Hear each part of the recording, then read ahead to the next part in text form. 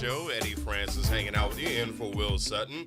And this morning, I am joined by someone I've heard some great things about.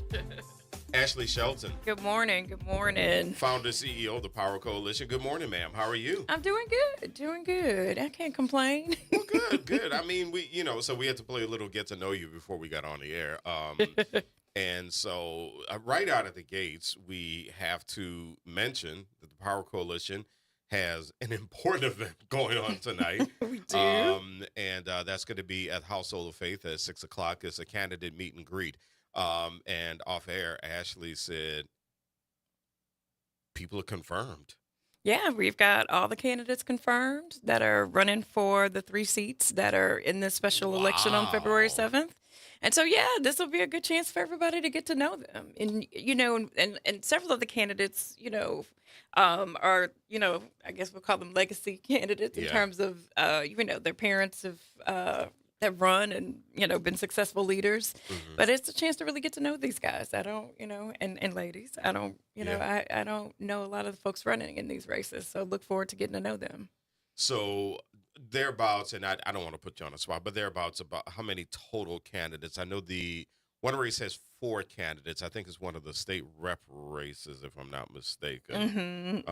But thereabouts, how many total are we talking that folks are going to see tonight? That's a good question. 12, 10? Yeah, maybe, probably. Yeah, like you're that? looking at about 10, 12 total because you've got, like I said, you've got 3 seats. So you've got Jason Hughes' former seat, Matt Willard's seat, and then Senator Bowie's seat. And Senator Bowie's district, as a Senate district, is bigger than than the House seats. And so you have, we cover a good bit of ground. So you've got a good part of New Orleans East, a good part of, the city, center of the city with Matt Willard's district, former district. And so, so these are important seats. And, and I remind folks that, in 2023, none of them were challenged. And so it's been a while since voters have had to, to vote in these districts. And so, but again, the folks that formerly held those seats were significant leaders at the legislature. And so it really matters that, we send someone that's going to do the work of the people. And in particular in these 3 districts in New Orleans. So they got some big shoes to fill. They do. So these races are a lot more interesting than I realized. So the other thing that you brought up on off air is early voting is happening. It is. And, and we've been seeing the numbers are low. Yeah. And so, and that's always an indicator. And we know, these special elections typically have about 15 to 17% turnout, which is low. It's very low. And, and we're just really encouraging folks to really engage on this because, again, these are 3, legislative seats that are really critical to New Orleans. These are 3 voices, 3 votes, right, that that truly matter. And, we need that representation. We need that leadership to be able to show up and fight for the things that their constituents need here in New Orleans. Now, I will say, though, in defense of the voters, though, it seemed as though the early voting thing became a bit confusing because it got really cold and everybody's like, it's off, y'all. It was because it almost sounded like we had to take a snow day with no snow or something crazy. And then it was like, so what people do need to know, though, what is important is that today, Thursday, tomorrow, Friday, and Saturday, early voting is happening. It is. And so encouraging people to go out and, and here's what I love about early voting. Pick your weather. The election's on February 7th, but these early voting days give us an opportunity to pick your weather, pick your situation, pick all the, pick your situation, because I do think that, we always think we have time, and then election day comes around and a million things happen, or it rains, God forbid. And it just, it dampens turnout. And so we want to just encourage folks to take advantage of these last few days of early voting and make sure they have their voices heard in these elections. So given the work that you do, we're about to take a break, but given the work you do, I have a question for you, and I want to put this on your mind. Are we being too hard on people who don't vote? And so let's come back and talk about that in just a couple of minutes. It's a Good Morning Show. Eddie Francis in for Will Sutton. Ashley Shelton is hanging out with us this morning on WBOK, What New Orleans is Talking About.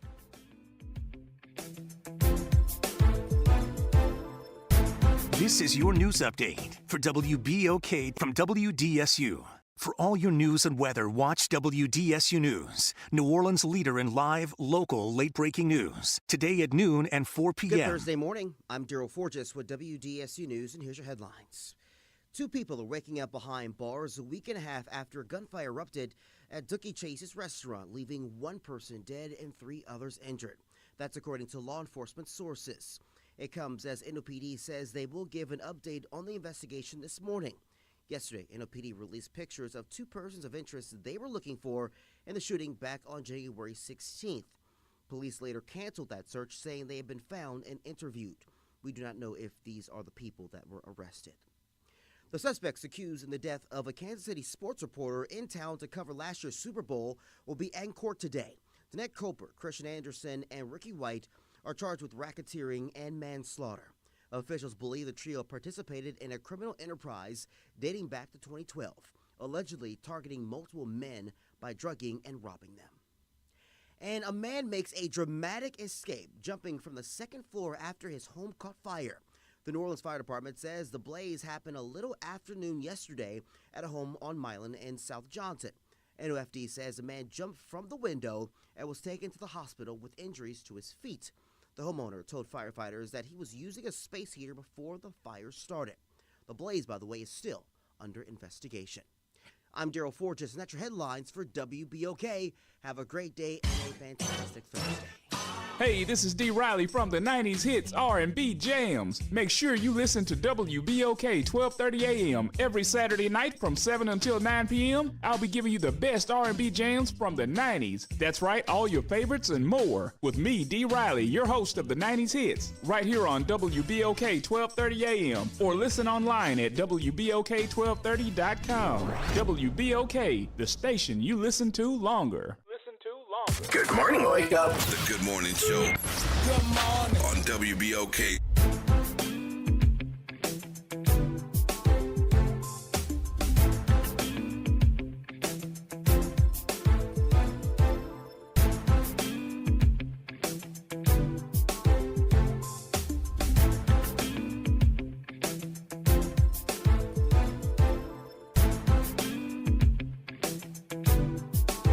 And welcome back to the Good Morning Show. Eddie Francis and for Will Sutton. Ashley Shelton is hanging out with us, founder and CEO of the Power Coalition. And before we went to the break, Ashley, I had to ask this question because every single time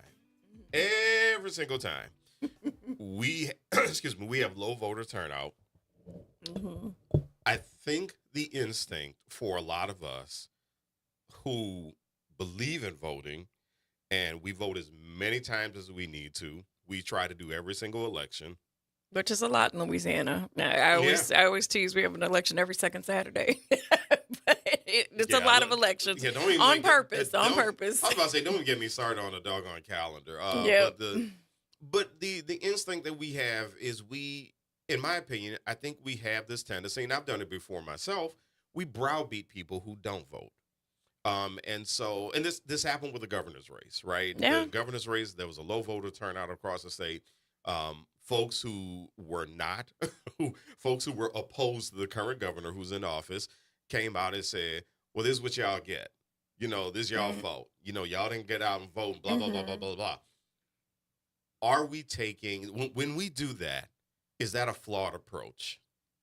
I think so. I don't believe in shaming voters. It doesn't change the outcome, right? I mean, folks double down, right, on why the system doesn't work for them. And I think for Power Coalition, we're also aware of the realities of what people are going through, right? So on one hand, we're talking about, you're talking about voting, and people don't have, food to feed their kids. People can't find, jobs that are going to pay them a living wage. People, there are so many layered issues that people are struggling with. And so by the time, we may come and knock on your door, it's like, what are you talking about voting? Yeah. What about this? Right. And I think it's also important too, and a lot of Power's work outside of elections is always doing listening to community, because Two, you have to understand like how to remove the barriers, Yeah. right? Like what are the things that are the biggest issues that people are facing, and and I think the other piece is that, and then not just listening, but taking action and helping people use their power to change the things, right? Because think about anybody that's struggling, right? I always remind them of like how many elected leaders have the ability to do something about it. You're mad because your kid got suspended from school. There's a school board. And there's there's the school itself, and but there's also all of these other levers that you have the opportunity to use.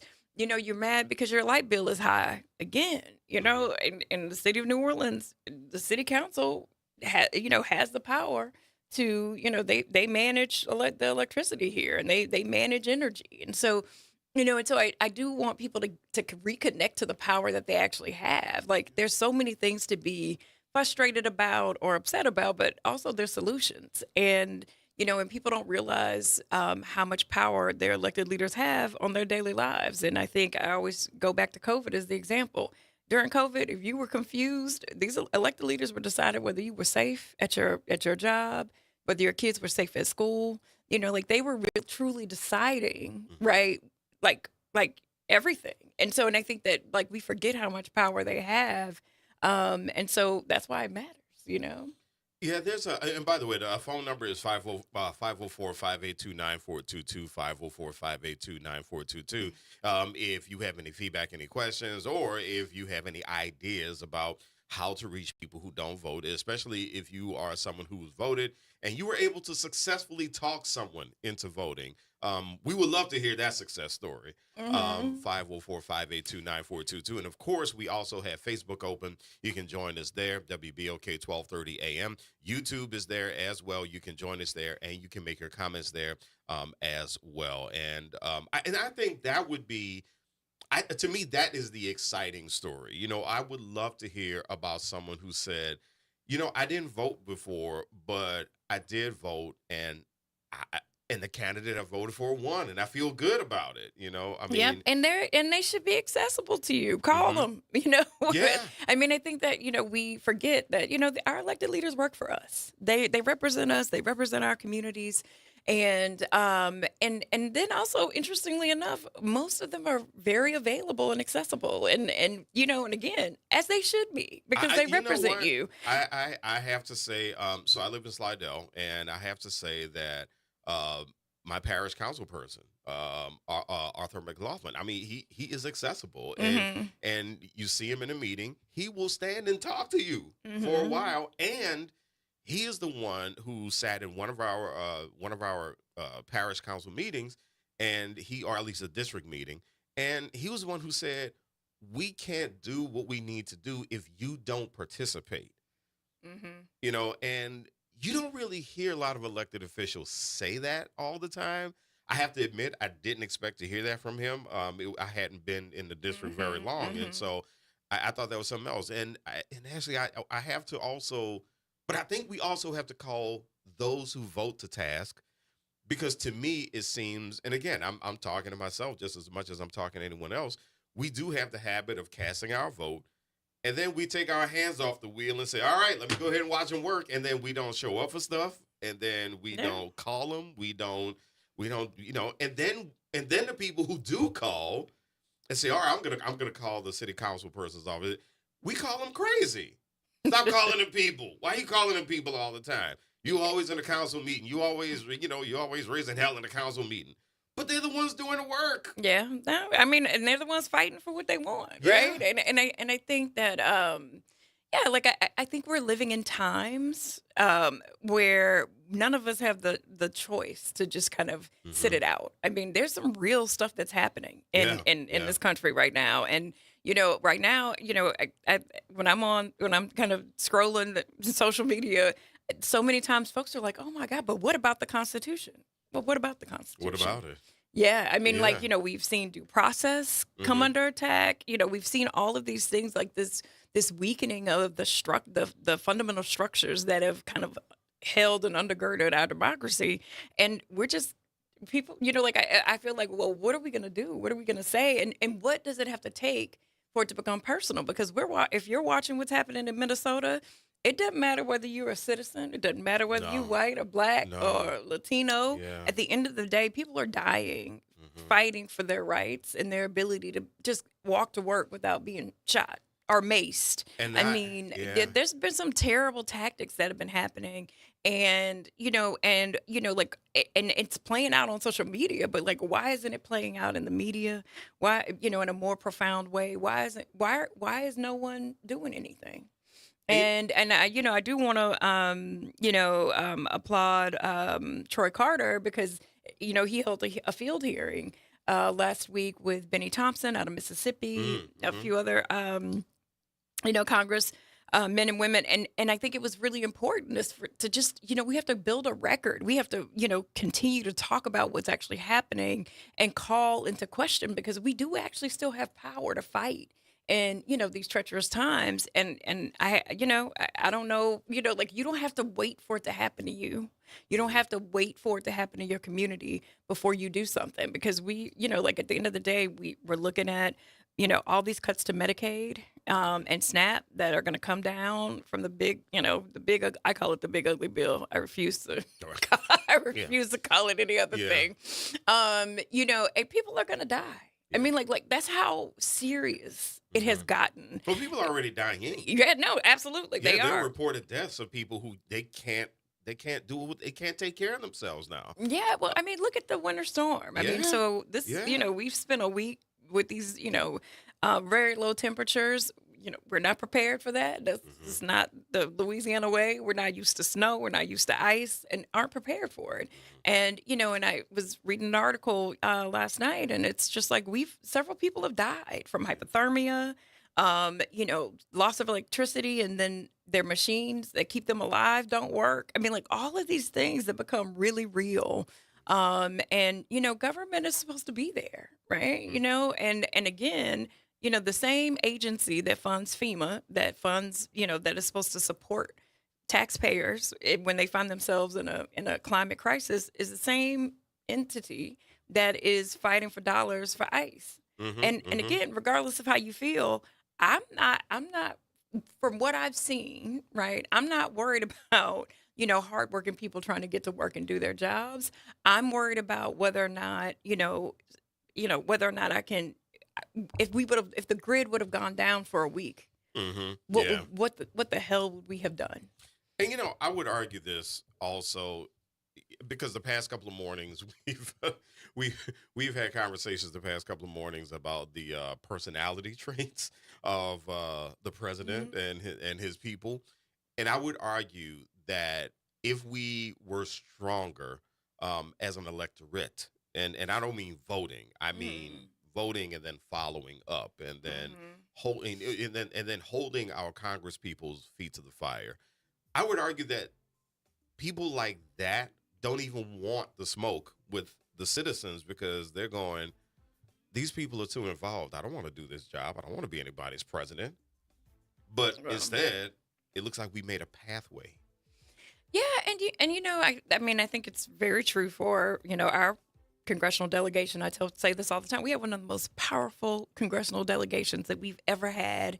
But in this moment in this country, we have the Speaker of the House. We have the, Mike Johnson. We've got the Majority Whip, which is Scalise, which is, right here.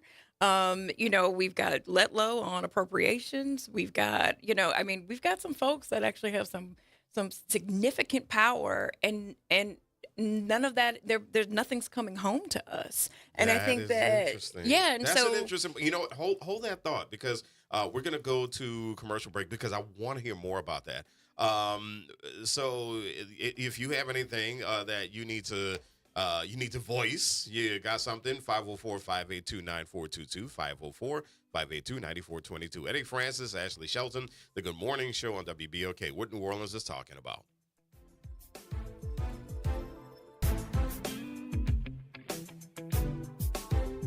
This is your news update for WBOK from WDSU.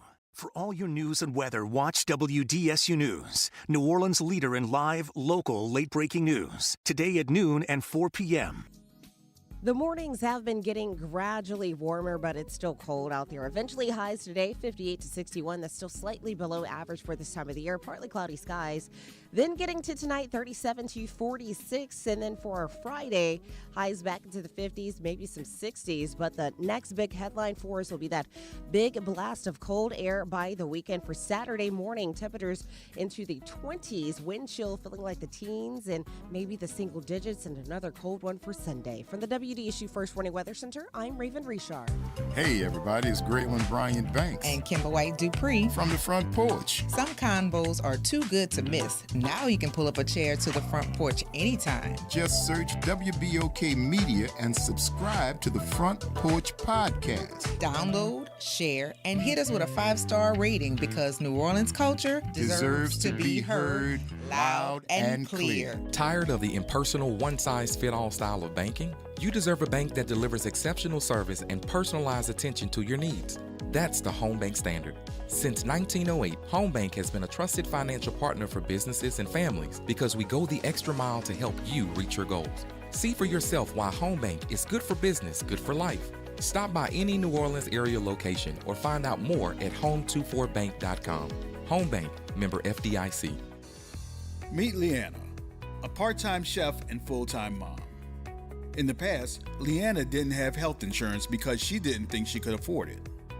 What she didn't realize is she qualified for Medicaid. She loves the coverage and peace of mind that comes with high-quality care. The kind of care you get with Healthy Blue. This is Medicaid, and it's for more people than you think. Maybe even you. To see if you qualify, go to myhealthybluela.com. My wife was frying okra.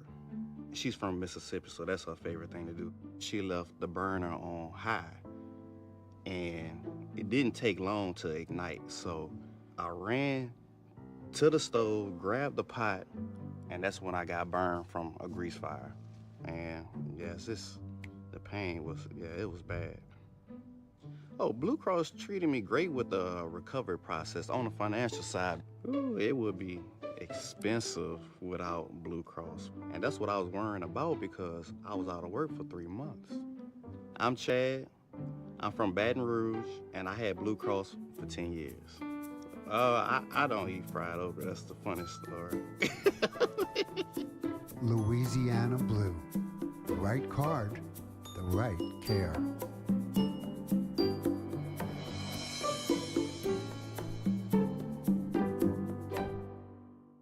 When experience matters, results matter. John Johnson isn't promising, he's already delivered. As a state senator and chairman of Revenue and Fiscal Affairs, John Johnson authored a $215 million legislative package that rebuilt the Superdome, built the Saints training facility, and helped transform New Orleans' economy. He also secured more than $185 million for district improvements, including funding for universities, research, and infrastructure that created jobs and opportunity. I know how to get things done for New Orleans and St. Bernard because I already have. Experience, seniority, results. John Johnson for State Senate. Paid for by John Johnson for Senate. Good morning, wake up. The Good Morning Show. Good morning. On WBOK.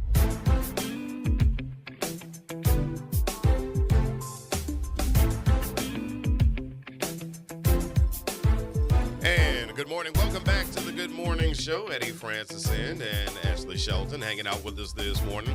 Good morning to the folks hanging out on Facebook, our crew. Mel Ma, it's good to see you as always. Martin Curley, thank you for hanging out. Jacqueline Wilmore, appreciate you. Yes. Deborah Good morning. Jones, thank you so much for hanging out with us on Facebook. And you can also hang out with us on YouTube. Of course, we're streaming. Yes. WBOK1230.com. And you can listen to us the old-fashioned way. You can... you can on the radio. get a radio and then turn it to 1230. There you go. That works as well. Well, yeah. Lots of folks on their way to work. Yes, so. yes. We got Pop Jones on the line this morning. Good morning, Pop. Yeah. How you doing? Good morning. Your guest, what's her name? Ashley. Good morning. Ashley. Good morning, Ashley. And Good Eddie. morning. Yep, I can hear you. Eddie. Yes, Pop. What's up? Eddie. Uh-oh. Here we go. Yeah. Here we go. That's what I was wondering. We have a congressman, Carter, and look like maybe I'm missing something.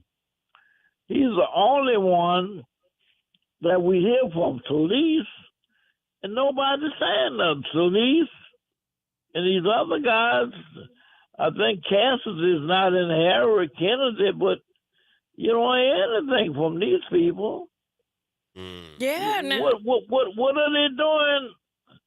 And nobody's saying anything. Yeah, I mean, I think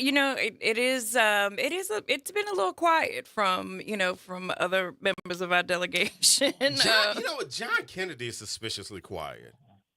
Yeah, suspiciously. It's I think it's it's interesting a political time, and so I think there's some fear. If you come out against the powers that be. But our lives are on the line while people are playing politics, right? And so I do think that we have to challenge them. I think we have to ask those hard questions. And well, guess what? People dying in the freeze. You don't hear nothing from Solis and these guys. Yeah, no. I watched other stations on TV. I only listen to WBOK on the radio. But I don't hear nothing. It's like they don't exist. Yeah, well, guess what? All of our Congress, our House members are on the ballot in the fall, and so we're gonna have a chance to do something about it. Cassidy is up for re-election, so we got a Senate seat. So we'll have a chance. Yeah. Yeah, thank you, Pop. I appreciate you calling in. And so you were making a point before we went to break that we actually have a powerful delegation. Yeah, we do. Is it me? I mean, I'm not trying to be condescending, but is it me or does the state just not realize this? I don't know how it's lost on anybody. I mean, I think it's well celebrated in the bigger, kind of political arena. Oh, I know they're celebrating. Right, yeah, exactly. But I mean, the problem is like, what have they brought home? Yeah, what are we bringing home? And I think that, when Speaker Johnson, I mean, more than 30% of his district is on Medicaid, and and then you're leading the charge to cut, Medicaid, and it's going to have a significant impact on his own district. But it sounds like he's really in trouble right now. It doesn't seem like it to me. Okay, I think that at the end of the day, as long as you can get it done. And it isn't getting it done for his constituents. It's not getting it done for the people of Louisiana. But if you're able to move the agenda, then I think, again, my personal opinion. I mean, I think, we're in perilous times, and I think it matters who our leaders are. And, we've got to be able to hold them accountable. And again, Mike Johnson is up for re-election in the fall elections. And so, and so for me, what I hope and pray voters do is that this is the time that if you ever thought your vote didn't matter, it's time to clean house. It's time to bring in some new leadership. It's time to, to really hold those that you hadn't heard to account. I mean, and Pop made he said that, the thing, he's like, other than Troy Carter, he doesn't see anybody. And so for those that you see and that are doing the work, those are the folks that we keep and we make sure, stay in office. And for the folks that have been missing, the folks that have had all of this power and haven't been, doing the work of the people, they have to hold them to account. And at this point too, I think for all of us, it's like, I think the questions we can ask, what kind of country do you want to live in? Yeah. And I hope no one is confused about the fact that, today, we're terrorizing and rounding up immigrants, which, by the way, I mean, it's immigrants, it's U.S. citizens, it's black people, it's white people. We have seen it's police recruits, right? And no, right. We saw in Jefferson Parish. What is happening? And so, and the premise of this whole, kind of attack, right, was that we're going to clean up the streets and we're going to get the rapists and the killers and and all this stuff, and all I see is that we're getting our neighbors, we're getting hardworking people that are just trying to get to work and do their jobs and take care of their families. And so I'm still waiting on, who are these people you're talking about? What do we need to call on the national media to do? Because right now I have, on a scale of 1 to 10, 10 being the highest confidence, my faith in national media is about a 4. Yeah, I mean, I think that we just need more transparency, and we need real headlines that actually speak to what's happening. I mean, I And think I'm honestly, I'm really sick of the opinion roundtable yelling shows. yeah. I'm really, I'm done with it. I'm so done with it. I cannot look at the crazy dude on CNN anymore with that smug look on his face. I just the thing that annoys me about what national media outlets are doing right now is everything is clickbait almost. Everything. Everything is a social media moment, and they keep bringing the same unreliable sources on, the same big-headed people. It is so frustrating right now to sit there and click through, and then you run across a show, and first of all, it's not even an honest conversation half the time.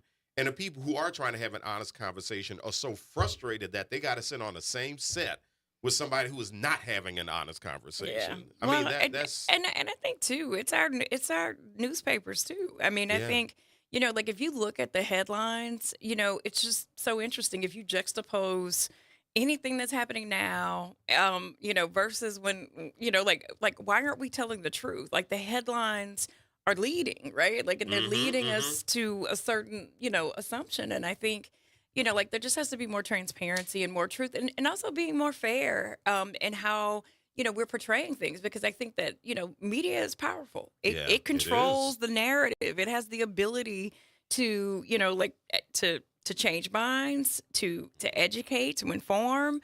But it also influences a lot. And so, you know, and so, you know, what's crazy is that social media shouldn't be the place where I get enough content to be able to decide what the truth is. Where like that, no matter what the newspaper said, no matter what CNN said, no matter what Fox News said, you know, I you know, the Washington Post actually did an amazing job. They took the, you know, the killing of the most recent victim, whose name, Freddie. Freddie. They took it and they broke it down frame by frame, so that you actually have a conversation about the truth versus, you know, them portraying this man as a domestic terrorist. And it's like he was just trying to help a lady that was being assaulted, and they'd already been pepper sprayed. I mean, like there was so much happening in that video, but without the video, what would the story have been? So it's interesting you bring that up, because just this morning on the way in, I was listening to another radio station, and now the reports is that, well, you know, he got into it with ICE about a week earlier.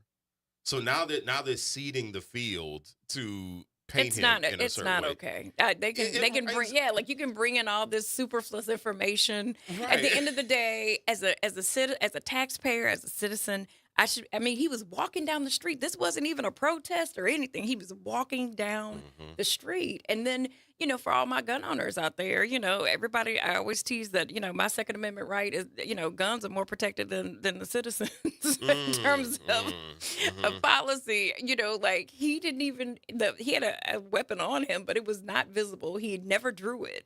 And just because a gun was present, you know, like you deserve to be shot 10 times. You know, and I think that, like, so it's just like, so, you know, there's a real conversation there about, like, do you have the right to carry? Yeah. And, you know, like, do you have the right to not be terrorized on a random day while you're just walking around? And I think, you know, and I just think that at the end of the day, like, why are we talking about him having an issue with ICE the week before when clearly these ICE agents are not trained? And it is well documented. Right. They are not trained. They are not acting within any kind of framework, right? Like they are out of control. And, you know, and we're just supposed to all stand back and just watch. You know, I mean, like just a couple of weeks ago, they literally sprayed pepper spray into a vent, and this 6-month-old baby, you know, was in the hospital. I mean, and it's like, you're spraying pepper spray into the vent of a car?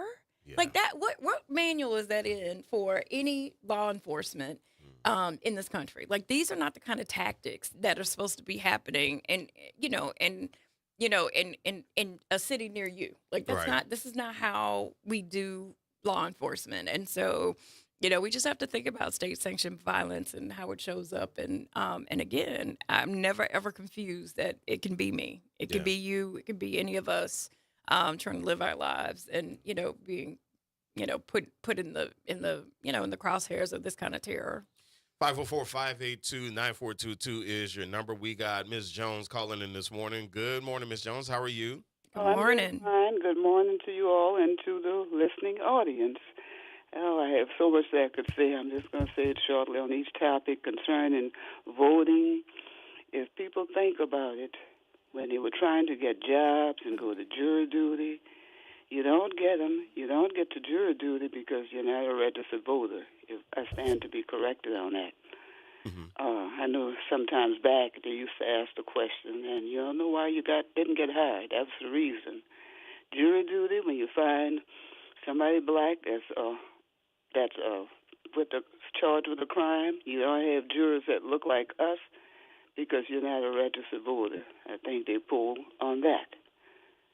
And then a third thing, if a person is not able to read, there's no shame in it. We don't know what happened, but they have a right to have somebody help them.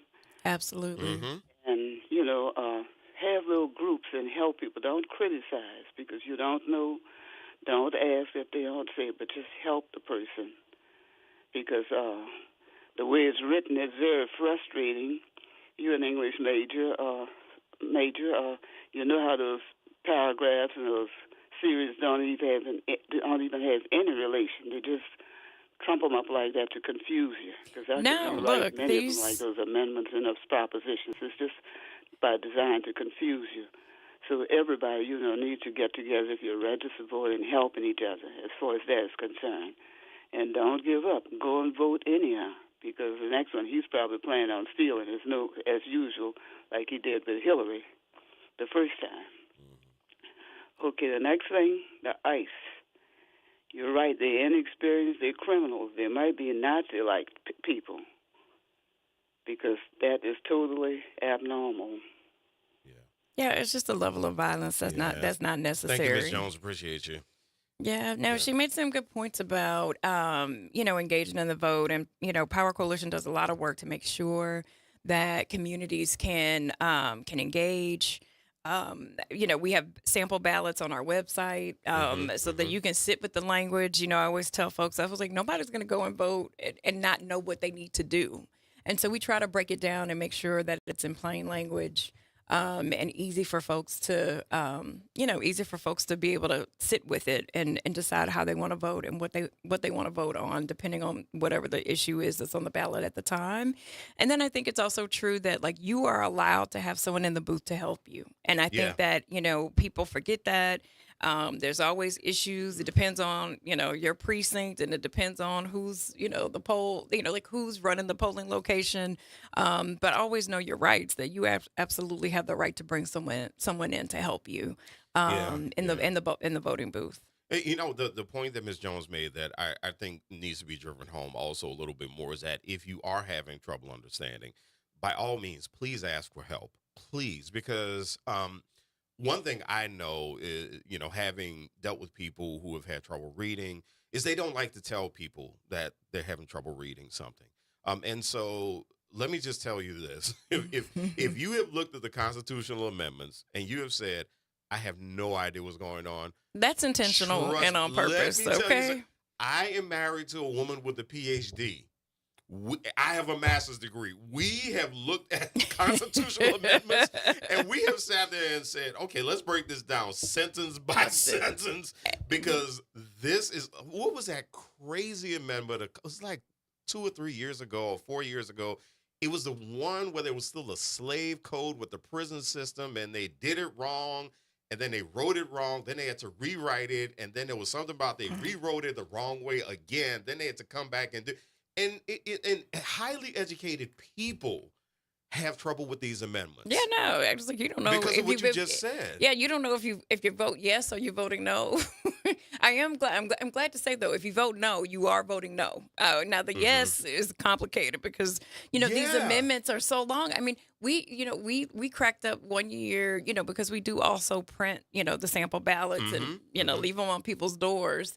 I mean, there was one year where it was like an accordion. Like we had to go almost like 4 double-sided pages to be able to like even put all the language onto, the door hanger. And so, I mean, it's intentional. It's supposed to be confusing.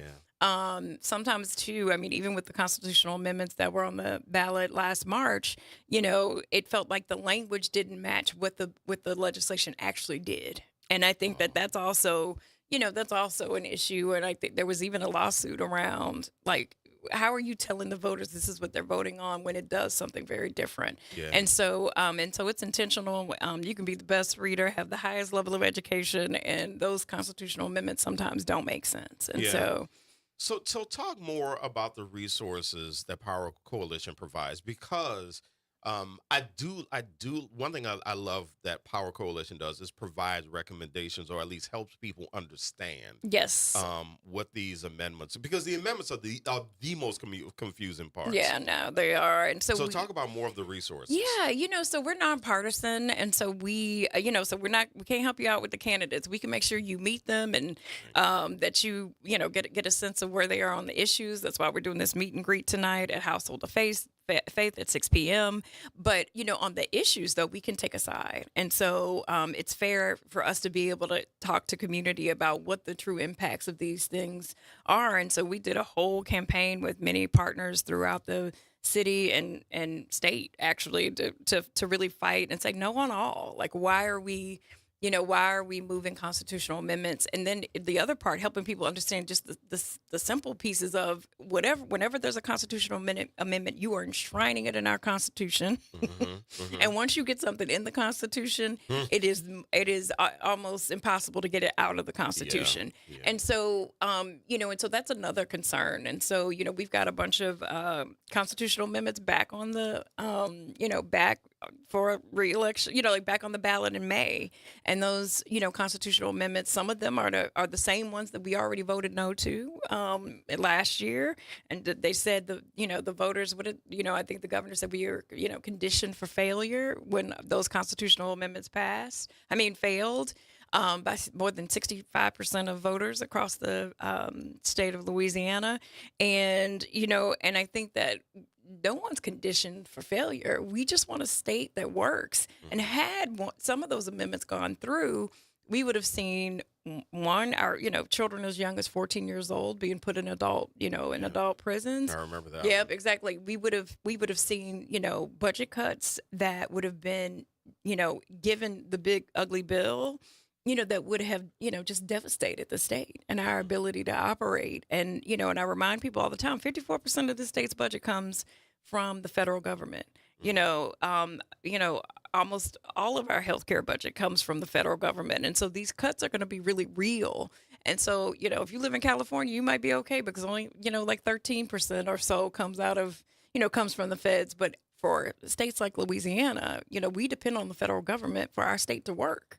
And so, but we have lots of resources at powercoalition.org, as well as our social medias where we're breaking it all down. So we've got sample ballots. We try to break those constitutional amendments and other propositions down into simple language that people can understand, like a vote yes does this, a vote no does that. And so, we try to work hard to make sure that it's easy for folks to be able to engage with the material. We also, too, provide rides to the polls. Sometimes we have, drivers, sometimes we've got an Uber code, whatever it is that people need to be able to engage in the electoral process. We are here to support that. Also, too, we have, so many great partners, Vote, Housing Louisiana, Women with a Vision, and so many others that are also working on specific issues. And so if you're formerly incarcerated and you want to understand how to engage and access your vote, Vote will walk you through the process of being able to engage in your vote. And we have more than 70,000 formerly incarcerated people that could vote. Wow. Yeah, it's a big number. And so that is a huge number. It's a huge number. I mean, that's what happens when you're one of the most incarcerated places in the world. Oh, goodness. So I want to come back to that in just a bit. But in the meantime, the number 504-582-9422, 504-582-9422. Eddie Francis, Ashley Shelton, the Good Morning Show, WBOK, what New Orleans is talking about.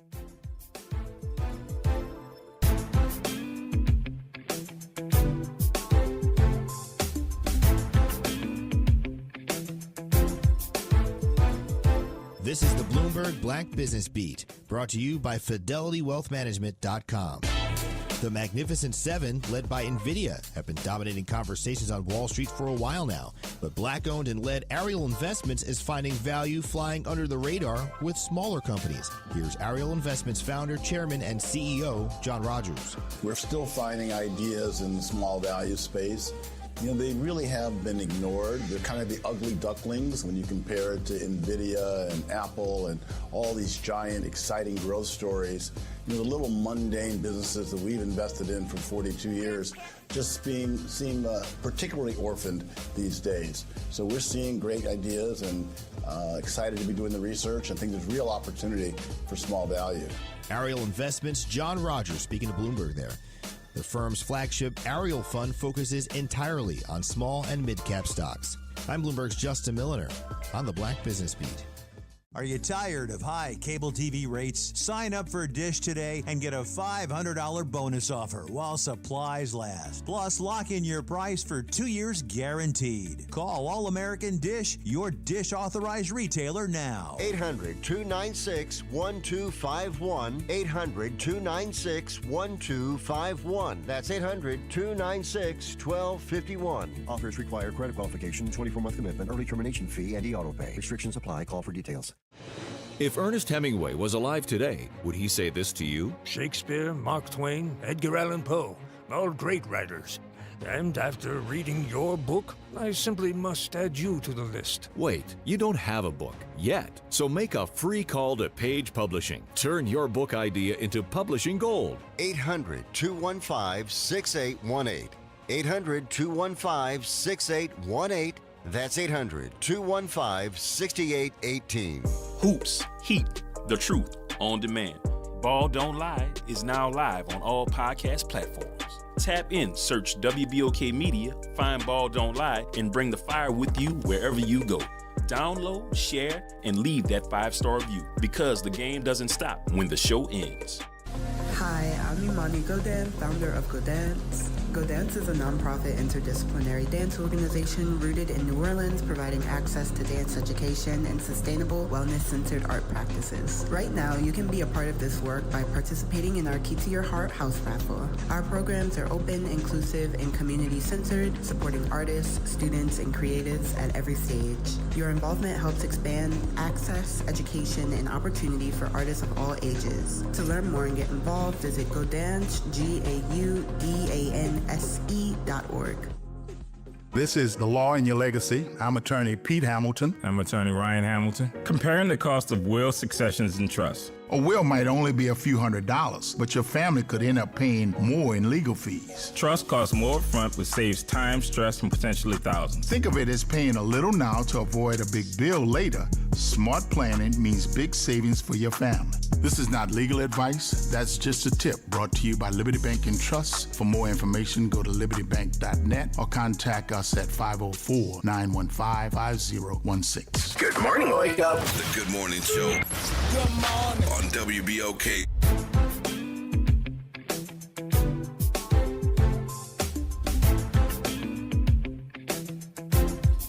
And welcome back to the Good Morning Show. Eddie Francis in for Will Sutton. And joining us this morning, Ashley Shelton, founder CEO of the Power Coalition. Very, very thankful for the conversation this morning, because there is a lot of stuff. There is a lot of stuff that you put on the table that I really appreciate. I really appreciate the thought that goes into, the work that you do with Power Coalition. Like I've admired Power Coalition's work from afar. Thank you. It has been great work.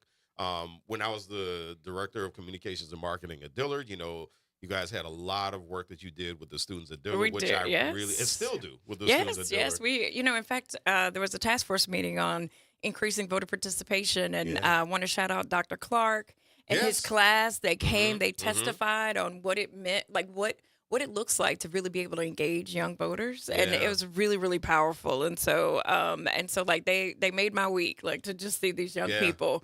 And we have an ambassadors program, and so we have students from HBCUs you know, across the state, and you know, and really, you know, are engaging them, really talk, you know, like really trying to provide a space for, you know, for their voices to be heard. And so, love, you know, love my HBCU students. Yeah. No, I mean, they really. One of the things I remember is I remember how the students from Dillard just got into the Power Coalition. Yeah. And they were, and I made this point yesterday that one of the things that I one of the strong points, and I think this is one of the biggest values for HBCUs, is that so many HBCUs have such strong social sciences programs that people don't realize. And Dillard is a great example. Like their social sciences programs are off the charts. I mean, between Robert Collins, Gary Clark, Dr. Ishmael over there. Yeah. So Dr. Clark, Dr. Collins, Dr. Ishmael, and apologies to all the folks at all the faculty at Dillard I'm forgetting about. You know I love y'all. But I mean, just between those three, Blair Kondo, you know, with all those folks over there, they do tremendous work in the social sciences. Suno does tremendous work in the social sciences. Xavier does as well. We're right So, here I mean, on Xavier's campus. You know, so excited for the meet and greet tonight. You'll see several of our students in action. And so we've got Destiny right here from, you know, like right here from Xavier, and she's going to be our timekeeper. You know, we've got young people, you know, that are going to be doing registration at the tables, but also, too, working and engaging with our candidates. And so, you know, it's just a great opportunity to get them involved and, you know, and to help, you know, like, and to help them connect the dots right now, you know, about like why this matters. And then for our HBCUs, you know, they're on the chopping block every year at the legislature. From state to state. Yeah, and it's like there's Every always single some issue, right? And so I, you know, and so again, I remind, you know, our students, we talk about these GO grants and other programs to make sure that underprivileged kids can access a college education. All of that stuff is decided by our legislature.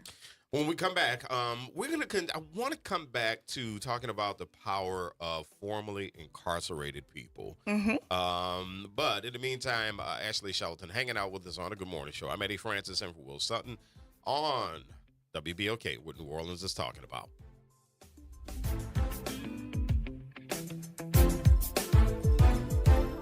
WBOK New Orleans, home of the Good Morning Show, 7 to 9 a.m. weekdays. I'm Bree Wood with BIN News Now. President Trump says his Trump account savings plan will give kids a fair shot at the American dream. We'll ensure that Americans don't just end their lives with a nest egg, but instead all Americans will begin their lives with a beautiful nest egg. Speaking in D.C., he said the program will eventually transfer trillions in wealth with every child born in his second term getting a $1,000 tax-free deposit. New census data shows the U.S. just saw its slowest population growth since 2021, driven by a major drop in net immigration under President Trump's border crackdown. Immigration fell from 2.7 million to 1.3 million in a year. And singer Mario was officially a dad. The Let Me Love You star welcomed his first child, a healthy baby boy, with girlfriend Esmeralda Rios. He shared the news Monday with a selfie in hospital scrubs, calling the experience God's work. Get BIN News Now on demand 24/7 on the iHeartRadio app. Good morning, wake up. The Good Morning Show. Good morning. On WBOK.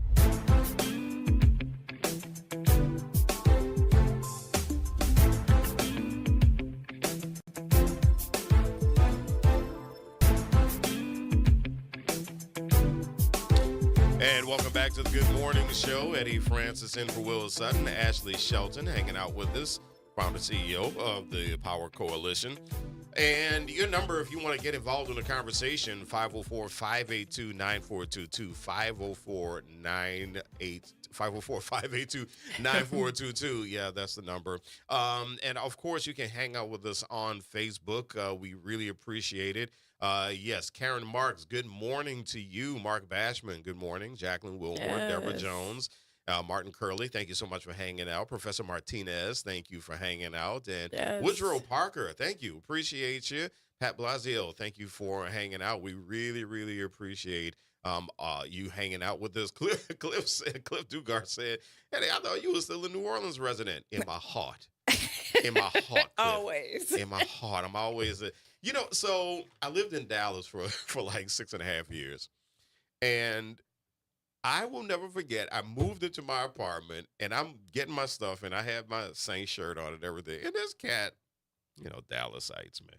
Oh gosh, they're out of control. You got to change that to the Cowboys t-shirt. I was like, are you crazy? Right. No. Saints for life.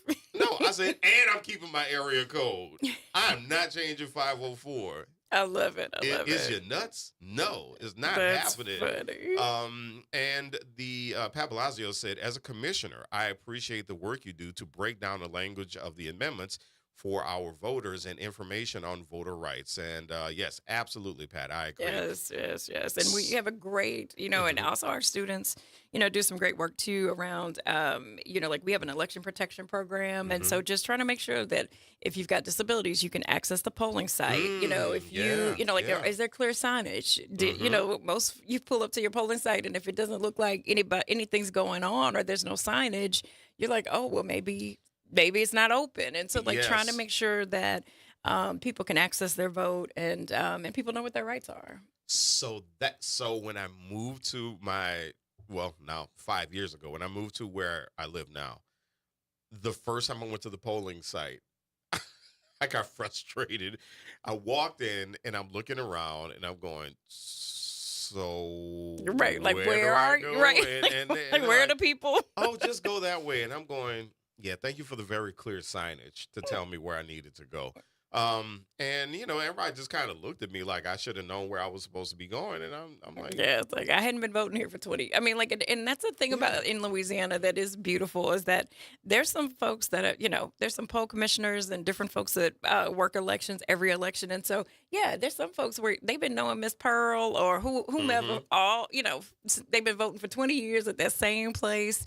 And it is beautiful, to have that kind of community at your polling location. But again, if you just move back or moved to a new community, it's like, I don't know Miss Pearl. Yeah. I don't know where the voting machines are. Can somebody please help me? And so we try to make sure that, we've moved a lot of legislation to make voting easier and more accessible. And so, you can always go to the Secretary of State's website to make sure they now have to post if your polling location has changed. They have to give you information about what's going on so that before you leave your house, you know where you're supposed to go. Because I always tell folks, please check on the Secretary of State's website about where your polling location is because they do change. Or the Go Vote app. And the Go Vote app is also amazing. It's actually it's actually a really it's a great app. It's a great resource. I love it. Yep, it's a great resource. Yeah. And so and so I always tell folks, but check because here's what we do know. You're not going to a second location. Now, if you go to your old polling space and you don't know where the new one is or there's some signage on the door that says you have to go here, we know people aren't going to the next spot, and so, that's why we always ask folks to make sure you check on, the Secretary of State website or the app about where your polling location is because it has to be listed and, and available to you. So, yeah, I just got my updated voter registration card and I hear my wife from the next room go, hey, we had a new place. And I said, yeah, I'm looking at that too. Yeah. And so, yeah, that is something you have to pay attention to. So, I'm reading this book right now called The Power of Followership by a management professor. It was written in the early 90s by a management professor by the name of Robert Kelly. So no, it's not that Robert Kelly. But one of the points that he makes early in the book is that, yes, the leaders, whoever has the title, yes, they make whatever decisions. These people aren't heroes though. And not only that, there are more followers than there are leaders. You made a point as we were about to go into the 50 break. You were making a point about how many formerly incarcerated people have the right to vote. Absolutely. And you said about 70,000. Yeah. Yeah. And so I think that when we look at the power to really make a shift in society, I mean, if I'm going to ask anybody about how the system works, I'm going to ask somebody who's formerly incarcerated because they know. No, exactly. And know. These are, formerly incarcerated people are informed voters on what's wrong with the system, what works, what doesn't work. The story of Calvin Duncan. Oh, yeah. Really powerful kind of full circle moment, being incarcerated, couldn't get the records and the documents he needed from the clerk of court's office and, was exonerated and then ran for clerk of court right here in the city of New Orleans and won.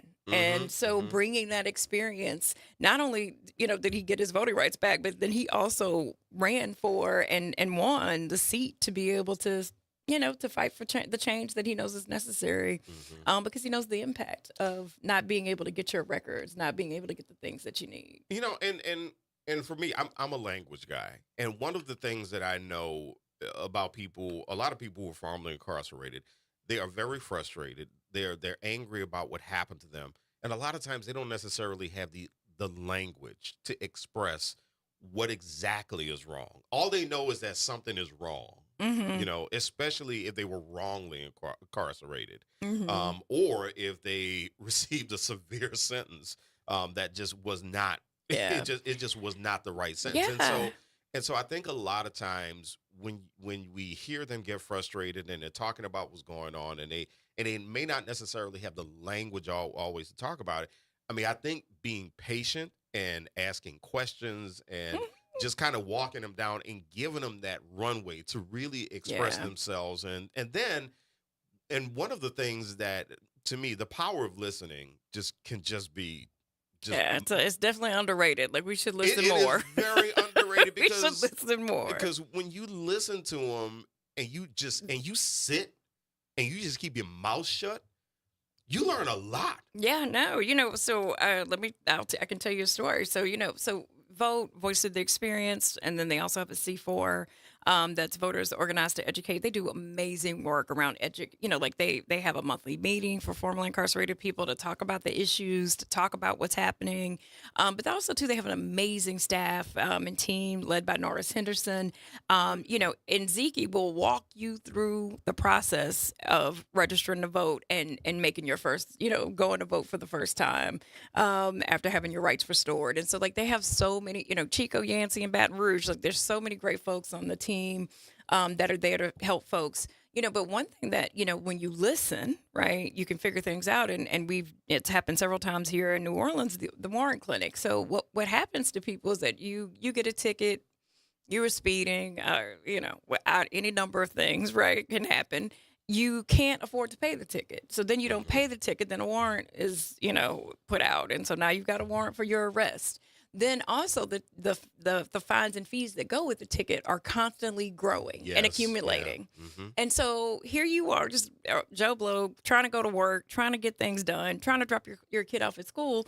And now you're living in fear, right? That at any moment you can get stopped and that warrant could come, can be used to incarcerate you.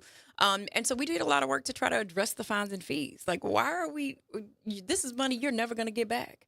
And, in one of the bigger warrant clinics a couple of years ago, it's like it saved the city $1 million and then saved the residents over $8 million of money that the city was never going to get because these are poor people. And it's that very thing that when we listened to community and understood that, at the end of the day, fines and fees trap people in a cycle of poverty and criminalization that is so hard to break out of. But just through listening, being able to work with the city, clerk of court's office, several judges, being able to, to remove these fines and fees or create a payment plan so that folks can go back to work. Because here's the other thing that happens is that once a warrant is issued, people's driver's licenses becomes invalid, and then all the dominoes that fall. So now you're trying to seek employment, and you don't have a valid ID. Oh goodness, and that in and of itself, trying to get employment in and of itself is a vicious cycle. No, it is, and especially if you're formerly incarcerated, and so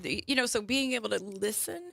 Really allowed us to create some systems, do these warrant clinics on a regular basis. And now the city does them on a regular basis themselves. And so they had these amnesty days where you can go down to City Hall and take care of your business so that you can move forward in your life and not have all that stuff hanging over your head and then an accumulating bill that you don't, that you can't afford to do anything about. It's like, got to get real. So I have a very interesting question because I ran across this commentary, and I'm going to talk about this when we come back. But when we are trying to get people when we try to get people of opposing views to come together on issues, when does ego become a problem? in these conversations. I'll tell you what I'm talking about when we come back, because there is this organization called the Builders Network. And so I have spoken to them before, and they did a very interesting piece about being flexible when talking to people with opposing views. And I'm just wondering, there was something in that piece about ego, and I'm wondering when ego bites us in the butt in these types of conversations. Eddie Francis in for Will Sutton. Ashley Shelton is joining us from the Power Coalition. This is WBOK, Yes, what good New Orleans morning. is talking about.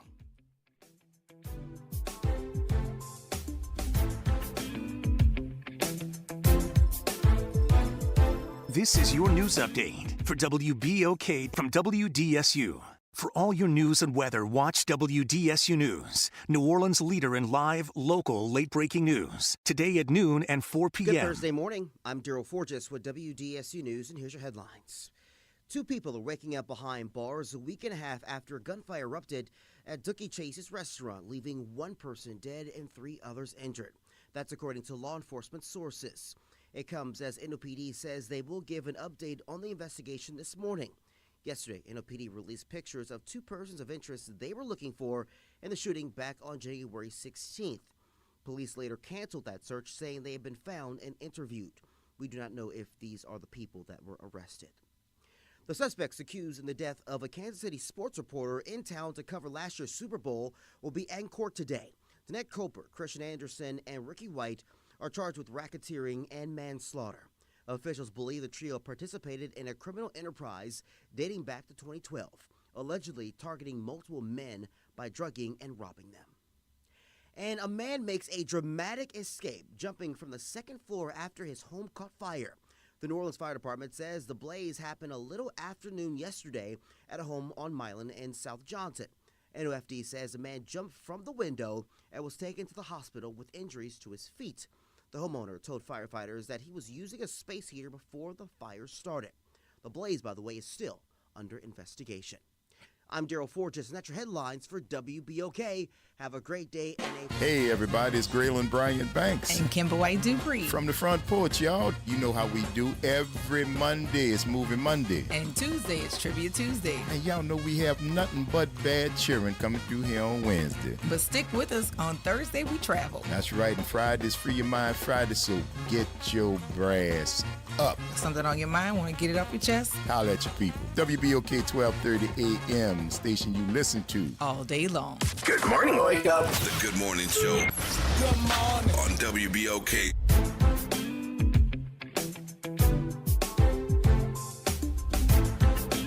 And welcome back to the Good Morning Show. Eddie Francis and for Will Sutton. Ashley Shelton from the Power Coalition is hanging out with us. Good morning. So, Ashley, there are these folks called the Builders Movement. I actually had the pleasure of interviewing one of their folks on my weekly radio show.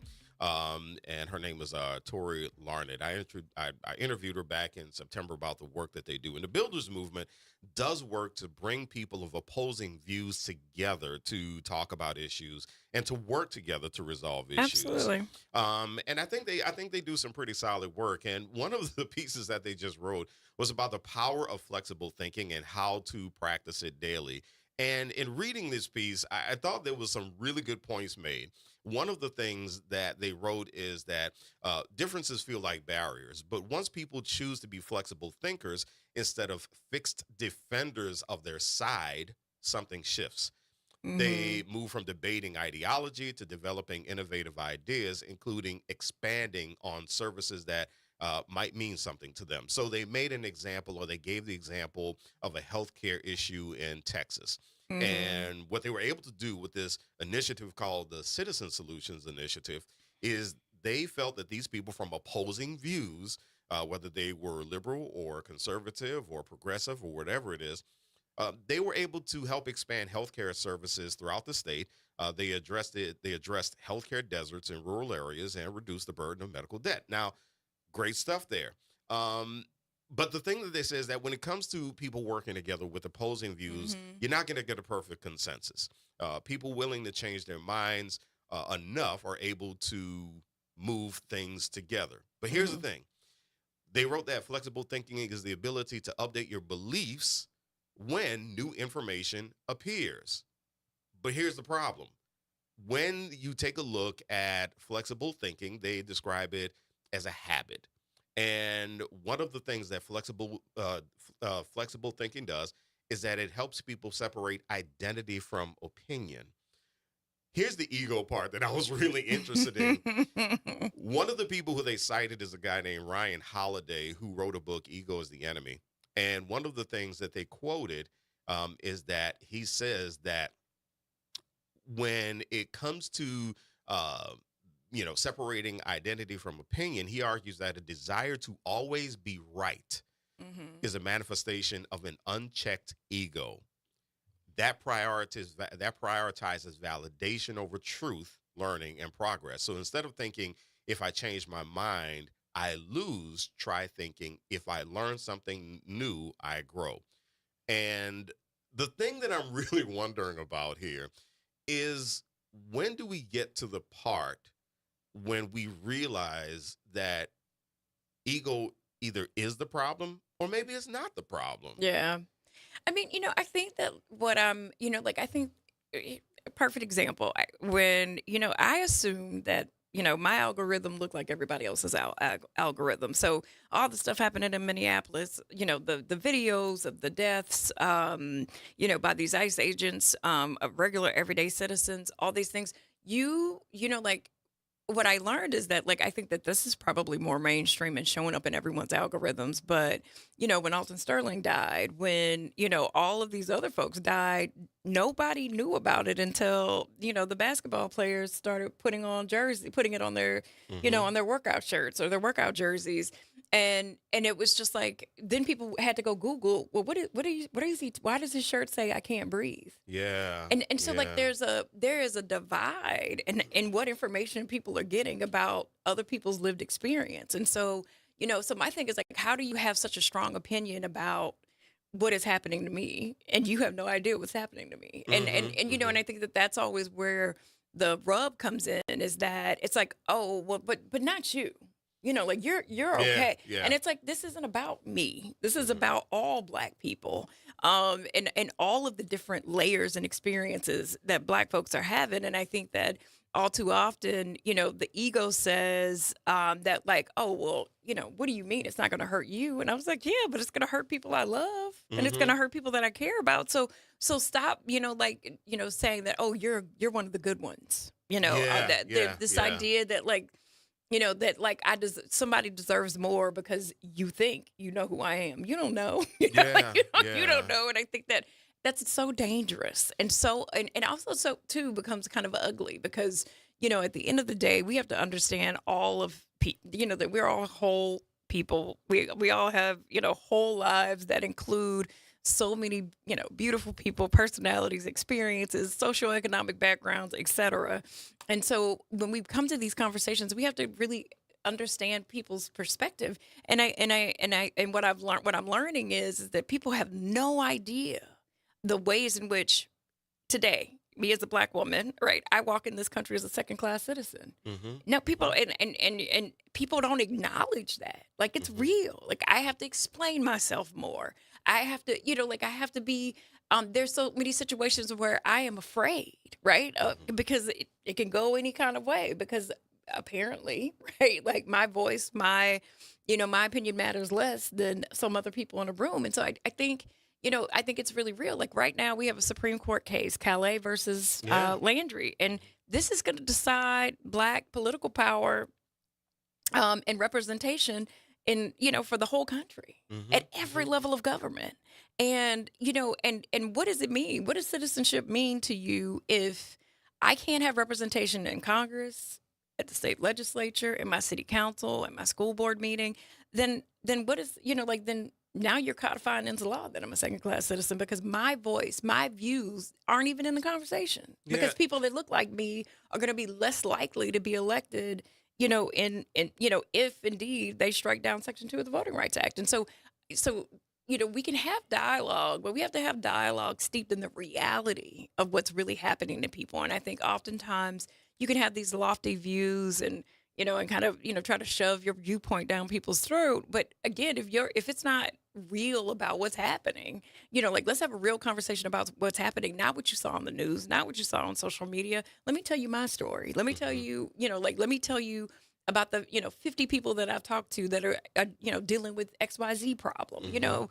Like I think that we just don't understand what's happening to other people, and and so you can have all these opinions when you don't really know someone that's formerly incarcerated, or you don't know someone that has been homeless or struggling with with housing. Like, again, you can have a lot of opinions until you've been there, until you understand and have looked someone in the face and had to say, oh my God, I can't believe that happened to you. Yeah. And how am I going to help you? And so I do think that, in isolation, sometimes, you can bring people together and have those conversations, but I think that we have to have a real conversation about the fact that, like, people's information, where they're getting it from, really color what they think. But the reality of what I'm living is very different than what Fox News is telling you about my experience as a Black woman in this country.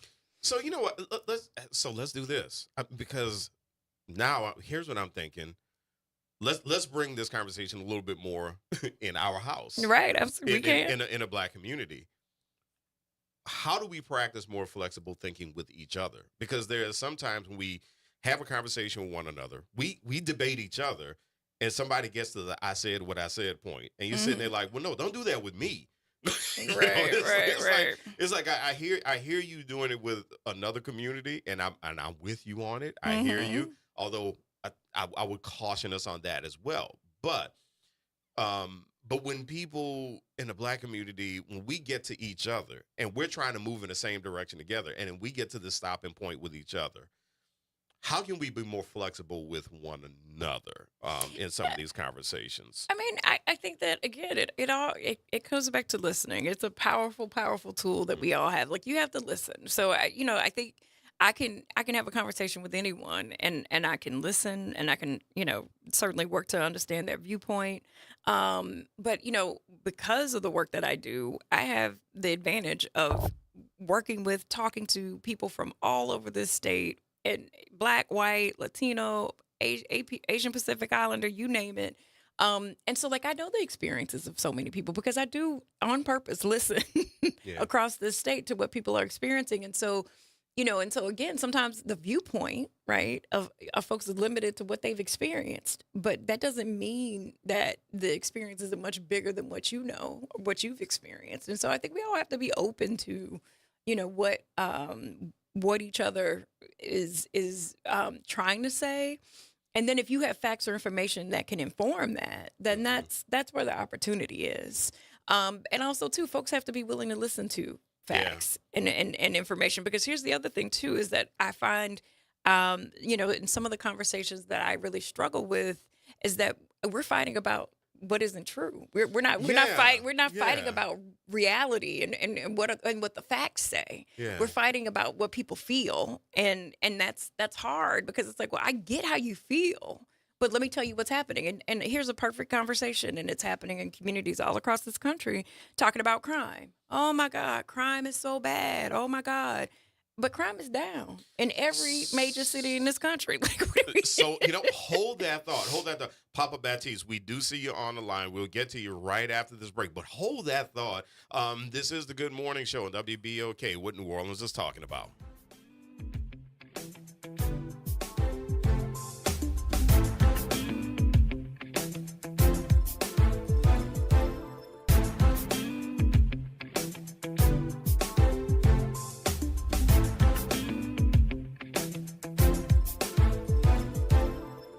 This is your news update for WBOK from WDSU.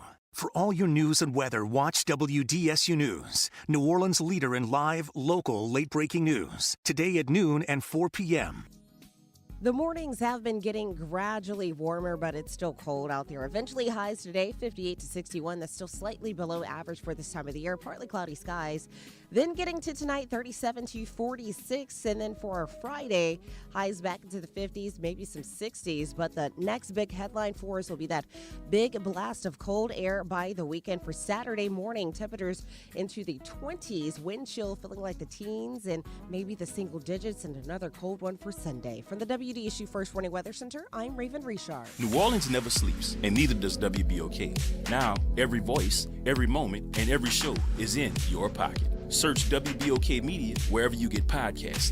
Download, share, rate us 5 stars. Because when you support us, you amplify Black voices and the New Orleans culture. Tired of the impersonal, one-size-fit-all style of banking? You deserve a bank that delivers exceptional service and personalized attention to your needs. That's the Home Bank Standard. Since 1908, Home Bank has been a trusted financial partner for businesses and families because we go the extra mile to help you reach your goals. See for yourself why Home Bank is good for business, good for life. Stop by any New Orleans area location or find out more at home24bank.com. Home Bank, member FDIC. The Historic New Orleans Collection presents a new exhibition open through June 7th, 2026, The Trail They Blazed. Built collaboratively with people who participated in the local civil rights movement, The Trail They Blazed presents stories of social and racial justice straight from the people who lived them. Listen to leaders tell their stories of resistance and persistence in their own voices, recorded by the Historic New Orleans Collection. Plan your visit to 520 Royal Street in the French Quarter and reserve your free tickets at hnoc.org today. Meet Leanna, a part-time chef and full-time mom. In the past, Leanna didn't have health insurance because she didn't think she could afford it. What she didn't realize is she qualified for Medicaid. She loves the coverage and peace of mind that comes with high-quality care. The kind of care you get with Healthy Blue. This is Medicaid, and it's for more people than you think. Maybe even you. To see if you qualify, go to myhealthybluela.com. My wife was frying okra. She's from Mississippi, so that's her favorite thing to do. She left the burner on high, and it didn't take long to ignite. So I ran to the stove, grabbed the pot, and that's when I got burned from a grease fire. And yes, the pain was, it was bad. Oh, Blue Cross treated me great with the recovery process. On the financial side, ooh, it would be expensive without Blue Cross. And that's what I was worrying about because I was out of work for 3 months. I'm Chad. I'm from Baton Rouge, and I had Blue Cross for 10 years. I don't eat fried okra. That's the funniest story. Louisiana Blue. The right card, the right care.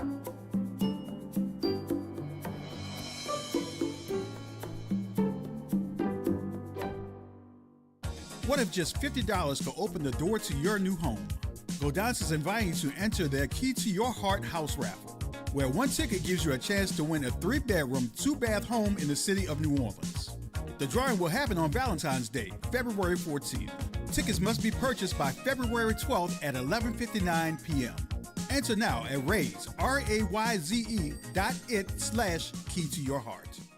Good morning, Wake Up. The Good Morning Show. Good morning. On WBOK.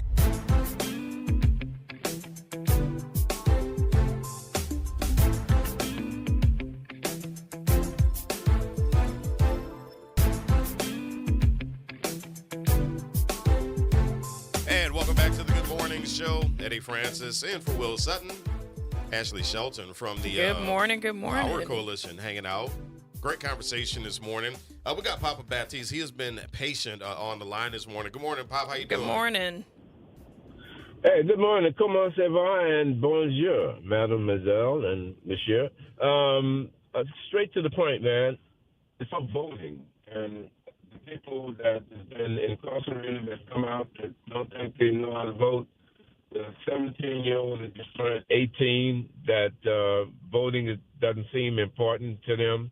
But because nobody's really stressing to them that their vote count and you can't wait to turn 18 to be able to vote. I was wondering what's happening with the head of the Democratic Party.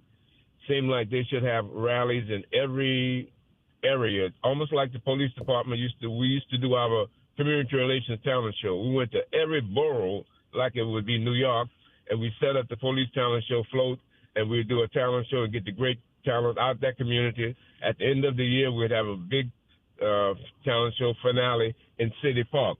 They almost could do that to bring in the young voters. You have the people I'll be 79. I'm celebrating my 79th birthday. Happy that's coming birthday. Up. The people, thank you, monsieur. Merci. The whole deal about getting people to vote and let the African-American community know, the young African-American, Latino, Asian, and the elderly people that just gave up on thinking they vote, don't count. I either let them explain to the young people.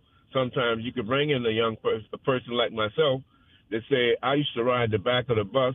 I wasn't able to vote, and my dad's mom had just been able to vote in the 60s when the Civil Rights Bill passed. Right. Anybody's been educated on some of the importance on how your vote really means something. You've been taught that you're nobody. That means your vote is nobody.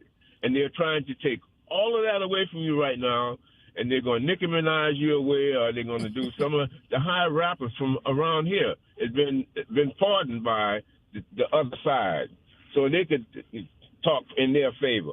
Stuff has been smoothly wrapped up so we could always stay in this plantation mentality where we're comfortable and nobody wants to raise any sand because we're comfortable. You ain't going to get nobody like Bruce Springsteen speaking out about the injustice, about what's going on, except like me. But, but everybody's quiet because all of the musical entertainment in New Orleans, in this region, is controlled by just a few people. And if you don't agree with the way they look at it, you'll be almost like Monique was with Lee Daniels. If you play ball, then it's going to be a struggle. But God is great, and I believe in that. That's why we've been so successful in the Batiste family, because we believe in God. Yep. And we hadn't let that been an obstacle. But get these young people to vote, get the elderly people to vote. What is happening with the head of the Democratic Party and the Independent Party?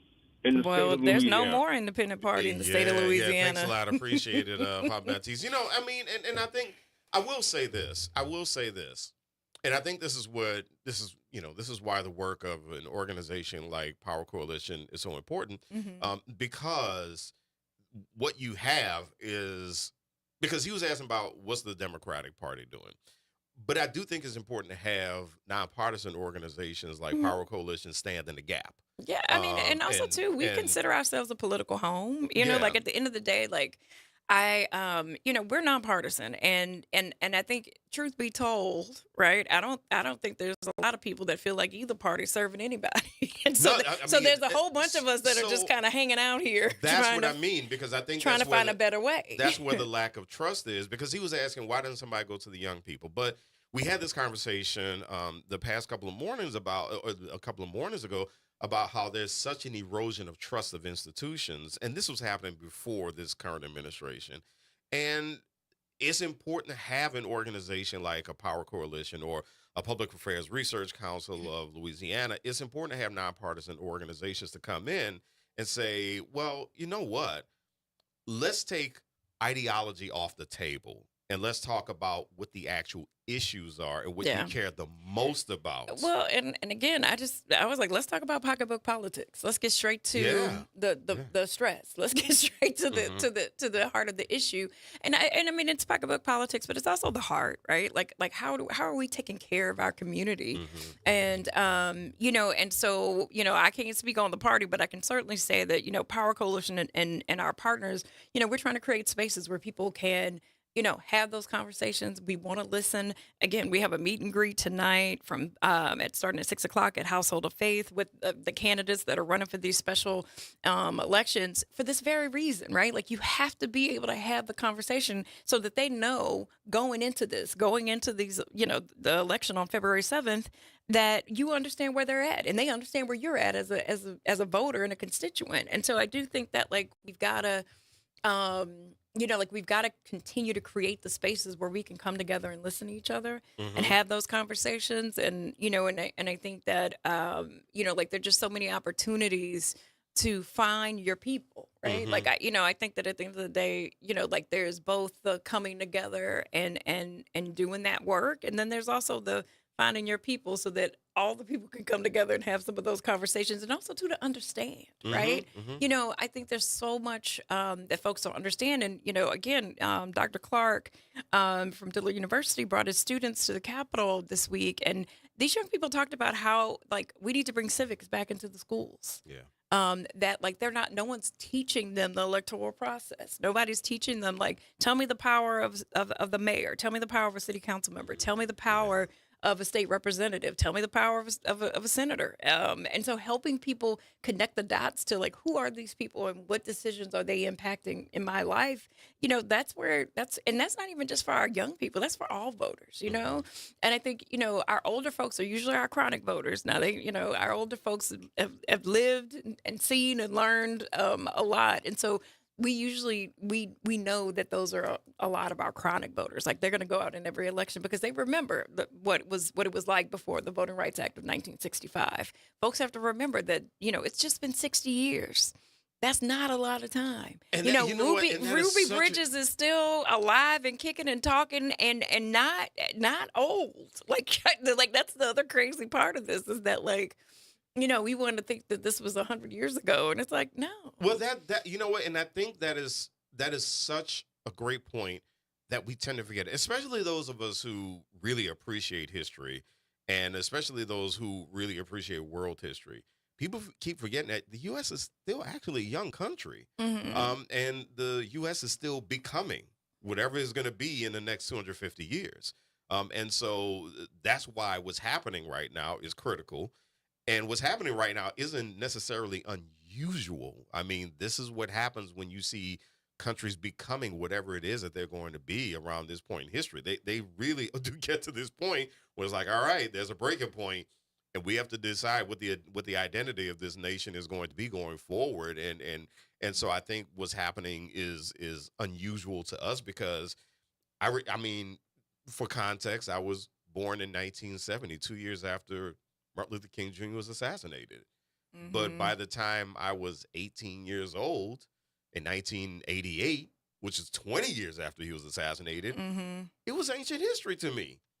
It was ancient. I was an 18-year-old. So to me, it was like 20 years ago. Oh, Lord have mercy, Right, right. And so I think a lot of times, it's great to hear that you had these college students sitting around saying, no, we need to bring civics back in because we really need to re-educate ourselves on how this thing is supposed to work. Right. Right. Well, and I think too that and it can't ever be lost, no matter how old we get, that so many of the rights that we enjoy today, Martin Luther King died for, right? Yeah. And not just him, but many others, leaders across this country. And so at the end of the day, it's at 18 you understand less about how you get to go vote and how you get to drink from any water fountain you want to and how you can go have lunch and sit at any table that you want to. But there was a time not too long ago where we couldn't do that. Yeah. And that maybe, 20 years after his death, but we should never forget the people that died so that we can enjoy all the things that we're enjoying now. And all of those things are under attack. Here we are 60 years later fighting the same fight, and I have less rights today than my grandmother had. Think about that. Yeah, Think about insane. that. It's crazy. And so, and again, this Supreme Court case, I mean, it has the ability to literally take away the voice and the power of Black folks to be able to elect people that look like them and to elect someone that understands their experience. So that when they do go into whatever level of government it is, whether it's the Congress or your state legislature or your city council, that my viewpoint, my experience is represented in the conversation.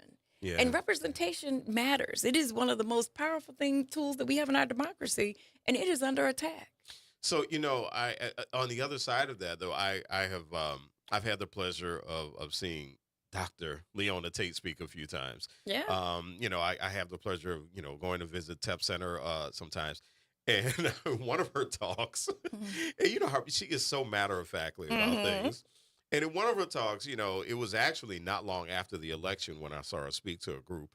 And everybody's sitting there going, oh, what are we going to do? What are we going to do? And in Dr. Tate's very matter-of-factly way, she stood up in front of everybody and said, we've been through this. We're going to get through it again. But y'all got to get engaged.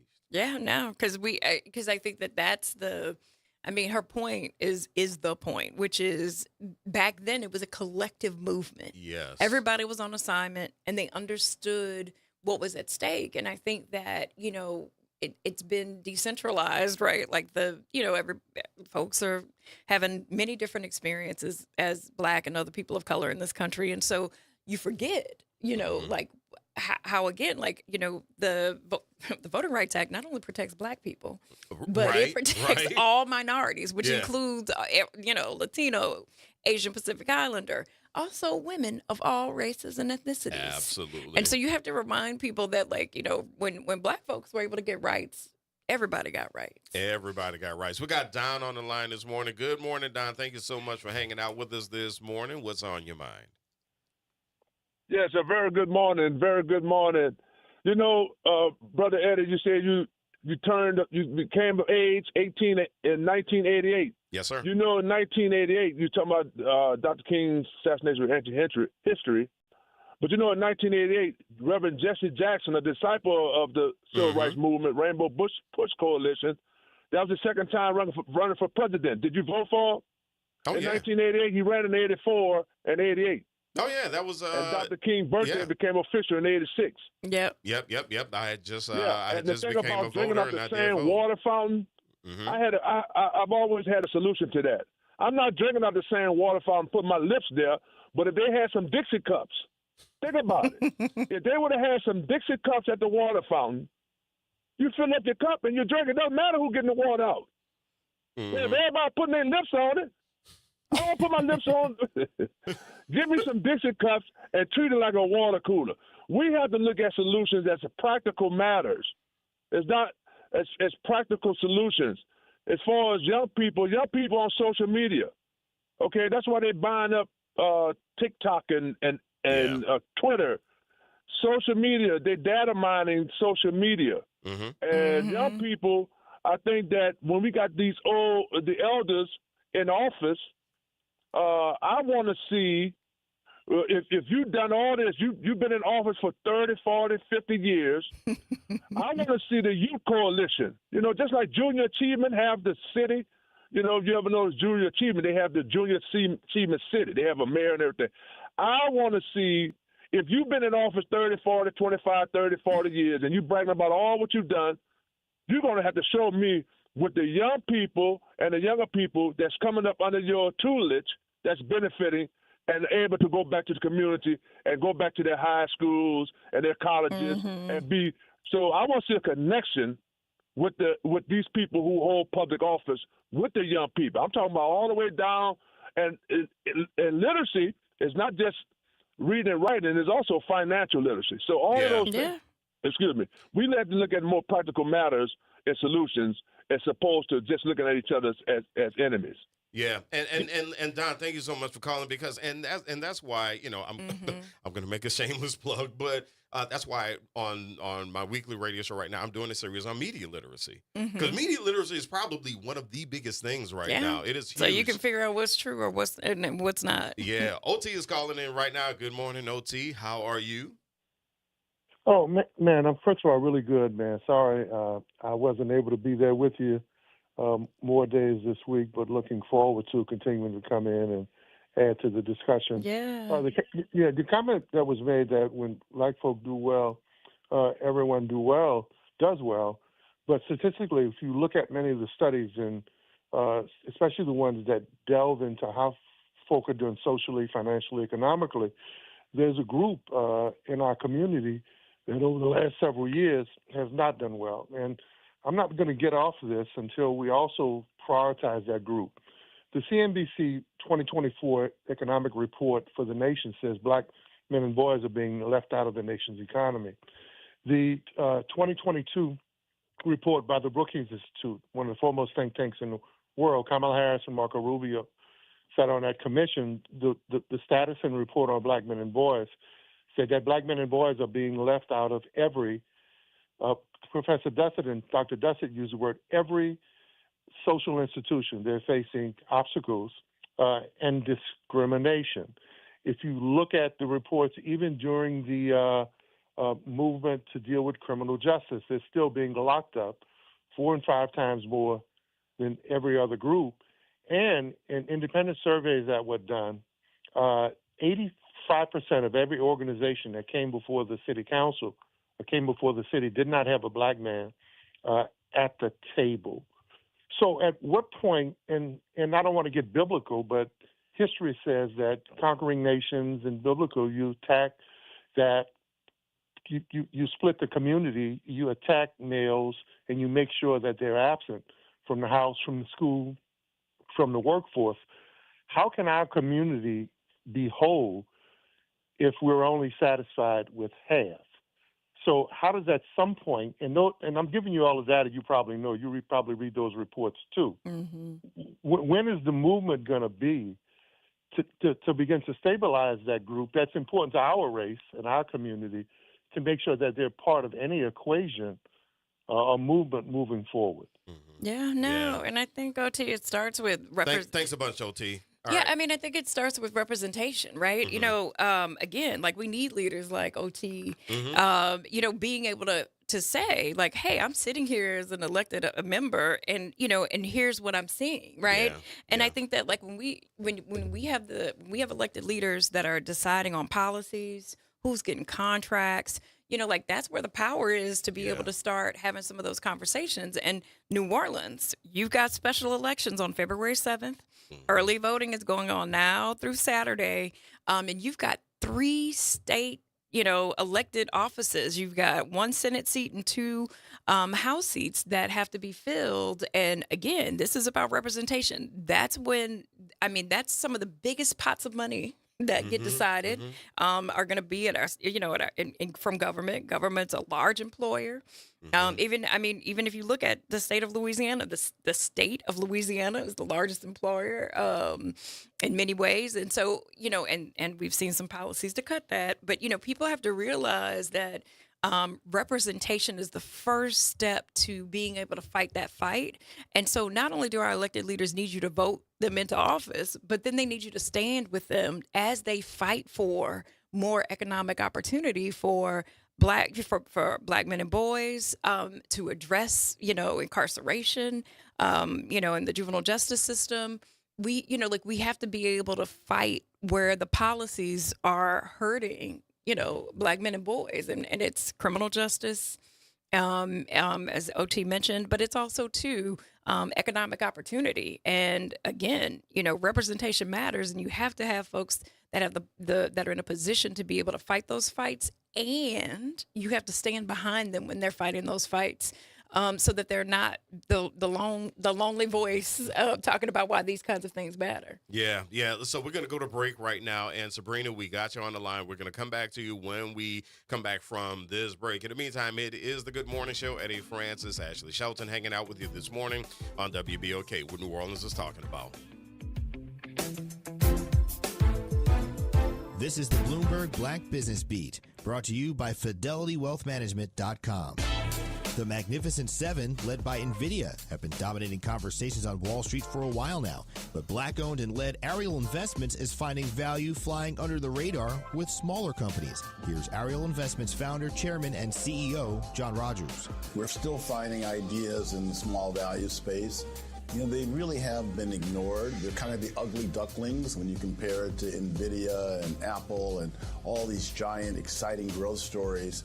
You know, the little mundane businesses that we've invested in for 42 years just seem particularly orphaned these days. So we're seeing great ideas and excited to be doing the research. I think there's real opportunity for small value. Ariel Investments, John Rogers speaking to Bloomberg there. The firm's flagship Ariel Fund focuses entirely on small and mid-cap stocks. I'm Bloomberg's Justin Milliner on the Black Business Beat. Are you tired of high cable TV rates? Sign up for Dish today and get a $500 bonus offer while supplies last. Plus, lock in your price for 2 years guaranteed. Call All American Dish, your Dish authorized retailer now. 800-296-1251. 800-296-1251. That's 800-296-1251. Offers require credit qualification, 24-month commitment, early termination fee, and e-auto pay. Restrictions apply. Call for details. If Ernest Hemingway was alive today, would he say this to you? Shakespeare, Mark Twain, Edgar Allan Poe, all great writers. And after reading your book, I simply must add you to the list. Wait, you don't have a book yet. So make a free call to Page Publishing. Turn your book idea into publishing gold. 800-215-6818. 800-215-6818. That's 800-215-6818. Hello, friend. Tavis Smiley here with a special announcement. You can catch my show at a new time. Weekdays from 1 p.m. to 4 p.m. Same great topics, same great guests, same great conversations, just a little earlier in the day. It's Tavis Smiley, weekdays 1 to 4 p.m. only on WBOK 1230 a.m. What New Orleans is talking about. Hello, this is Ed Murray, and I'm a candidate for State Representative District 97. I'm running because our families deserve a fair shot. New Orleans is changing, and it's time our leadership reflects the future. I'm a father, an attorney, and my commitment is to this community. In the legislature, I'll fight to lower the cost of insurance, strengthen our public schools, and grow an economy that works for everyone, not just a few. I want my son and every child to be able to live, work, and thrive right here in New Orleans. On February 7th, please vote number 8 for Ed Murray for State Representative District 97, number 8 on the ballot. This message is paid for by the committee to elect Ed Murray. Transform your bathroom with the beautiful quality of Bath Planet. As a trusted leader in bathroom renovation, Bath Planet has earned the Good Housekeeping seal, a symbol of quality and consumer confidence for over 100 years. Get half off installation or 18 months with no interest and no payments. Whether it's tub replacement, a shower replacement, or a tub-to-shower conversion, Bath Planet makes your custom bath fast, easy, and affordable. Here's how it works. 1. Call to schedule your free, no-obligation consultation.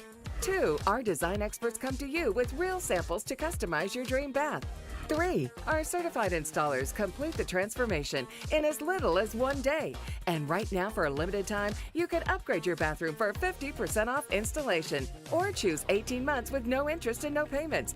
But you need to call now. This special offer is only available by calling 800-981-8177. That's 800-981-8177. Call 800-981-8177 right now before the offer ends. Good morning, Wake Up. The Good Morning Show. Good morning. On WBOK.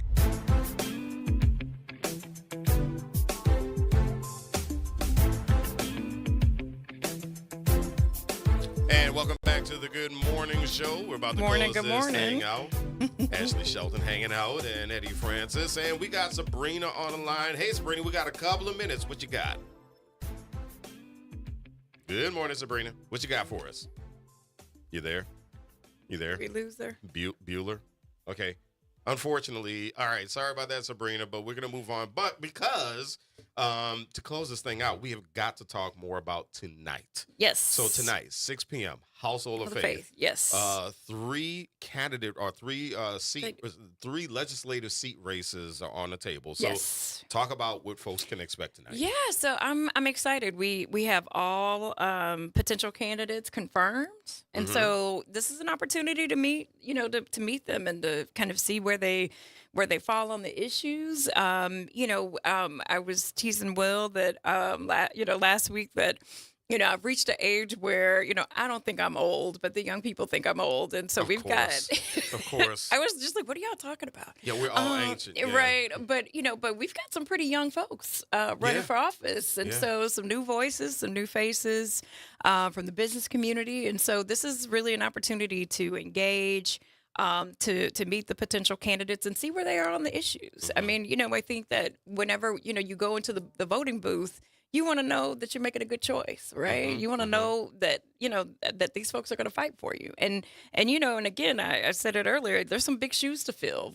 like the 3 folks that are, that have left their seats, they were leaders in the Black Caucus, at the legislature, and moved some significant legislation to help their constituents. And so we need some folks that are going to get in and do the work.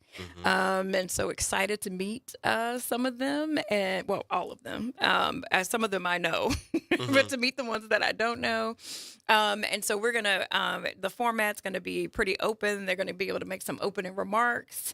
And then there will be some back and forth with a couple of questions from some key organizations and some of our partners. And then, they'll be able to come out and actually meet and greet literally with the public. And so we're really looking forward to that. And I think it's these kinds of events that become really important.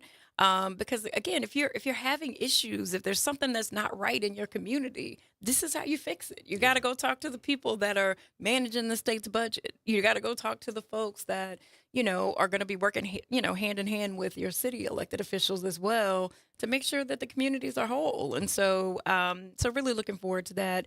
Again, 6 p.m. Household of Faith. We'll be, we'll make sure that it's fun. There'll be some door prizes. There'll be an opportunity for the, public to engage, ask some questions. And again, that election, this is a special election to fill the empty house seats for. Let me cheat. We have with District 3, Senate District 3, the seat. state's Senate race, and then Districts 97 and 100 for state representative. And if you don't know where Household of Faith is, it's at 9300 I-10 Service Road in the East End. So that's right off the Crowder exit, right off the Crowder exit. So once again, Household of Faith. 9300 I-10 Service Road in the East, off the Crowder exit. And then this is happening tonight from 6 p.m. to 8 p.m. And the other thing is, the candidates are going to say what they're going to say, right? They're running for seats. They're going to say stuff. It's going to sound attractive. It's going to sound wonderful. It's their job to promote themselves. So after you hear them, find out more about them. Do some homework on them. Go to their websites. Yeah. Google them. This to me too. I mean, maybe I missed, some of the other forums, but this has been one of a few opportunities to be able to actually meet them and hear from them. And it's I think, rare. and I think that with these special elections, we know voter turnout is low, but these are 3 very critical seats to the city of New Orleans. And its its ability to position itself to fight for resources at the state capitol. And the election is February 7th. We're currently in early voting, and so you have the ability to go early vote at the 4 different locations here in New Orleans, and so you've got options. And so make sure you pick your weather. The last day of early voting is Saturday, and so please make sure that you have your voices heard, and then come find out something about these candidates so that you can make an informed vote and know who's going to be fighting for you, and also to make that connection, because I remind folks all the time, our elected officials work for us, and they should be showing up for you and what you think is important. And how can people find out more about the Power Coalition? Yes, you can go to our website at powercoalition.org.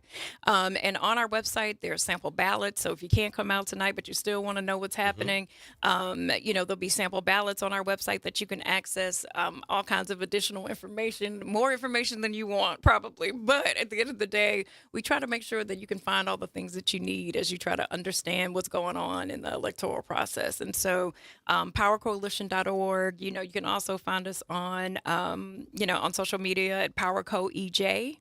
And there's lots of information on social media from what, polling, where are the early voting locations, how to get a ride. So if you need a ride, don't let transportation be a barrier. We both have drivers and use Uber codes. And yes, the Uber will drop you off and wait. Okay. Yes, All right. and then take you home. So don't be afraid to make that call. But you can find out all of that information on our website at PowerCoalition.org, and then also email info@powercoalition.org. And then my personal email is at power is ashelton@powercoalition.org. So email me, reach out. I say all the time, it's interesting to me, I can literally give my cell phone on the radio, and it's so few people call. Yeah. And the reality is that I run a nonprofit that's also here to serve. And so want to hear from you, want to work with you guys. And so definitely visit us on powercoalition.org. And then please, follow us on social media, because we're providing daily information on what's happening in different parts of the state. And so we're statewide, and we've got staff both in New Orleans, Baton Rouge, Shreveport, and then, have several really strong partners in Alexandria and other parts of the state. There we go. All right. So thank you so much, Ashley. I appreciate you hanging out with me. No, it was great to hang out today. And I will see you tomorrow morning, bright and early, here on WBOK. It's a good morning show on WBOK, where New Orleans is talking about.